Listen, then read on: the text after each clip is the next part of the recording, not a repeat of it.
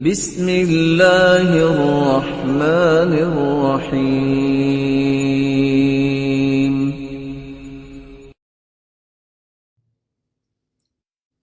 محدثین کا جب دور آیا، صحابہ، تابعین، تبع تابعین، تو یہ امانت پھر کیسے منتقل ہوئی؟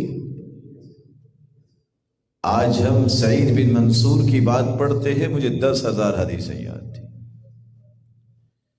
امام ابو زرع رازی کہتے ہیں صرف قراءات پر مجھے 10,000 حدیثیں یاد۔ یزید بن ہارون کا نام پڑھتے ہیں، وہ کہتے تھے ٹھہرو مجھے پانی پی لینے دو، پھر جانا جب میں 20,000 حدیثیں آپ کو سنا دوں۔ ابو بکر ابن ابی داؤد کہتے تھے سوئے ہوئے اٹھا کے صرف ذرا اٹھ کے دعا میں پڑھ لوں تو میں اس وقت باقی کام کروں گا جب 36,000 حدیثیں تمہیں سنا دوں۔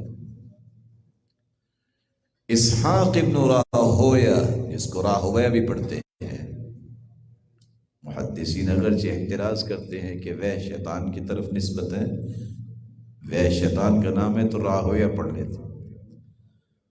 وہ کہتے تھے کسی کا جی چاہے تو میرے پاس آ جائے، میرا مہمان بنے، جانے اس وقت دوں گا جب 70,000 حدیثیں سنا دوں گا۔ حماد بن اسامہ کہتے ہیں میں نے اپنے ہاتھ سے 1,00,000 حدیث لکھی۔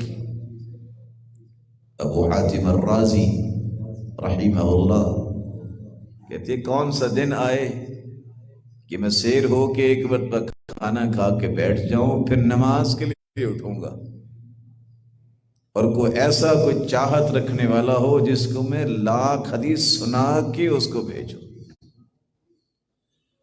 ابو بکر ابن جعابی 4,00,000 حدیث کے حافظ۔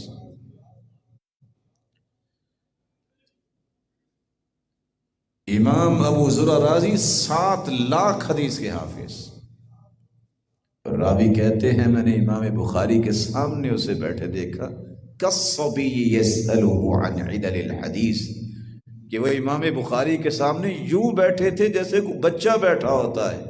اور آپ نے امام بخاری کا نام بھی سنا ہے، کتبت عن 1080 نفسا لیس فیہم الا صاحب حدیث ولست اکتب الا عمن قال الایمان قول وعمل۔ 1,080 اساتذہ سے میں نے علم سیکھا اور سارے محدث تھے۔ اور دوسری جگہ فرماتے ہیں کتبت عن 1000 شیخ او اکثر عن کل واحد 10,000۔ میں نے 1,000 یا اس سے زیادہ اساتذہ سے حدیث پڑھی اور ہر ایک سے کم 10,000 پڑھی۔ 6,00,000 حدیثوں کا خلاصہ صحیح بخاری میں آپ کے سامنے آ چکا ہے۔ اللہ ذو جلال نے کیا ان کو ہمت عطا کی تھی۔ یا ایھا الانسان ما غرک بربک الکریم۔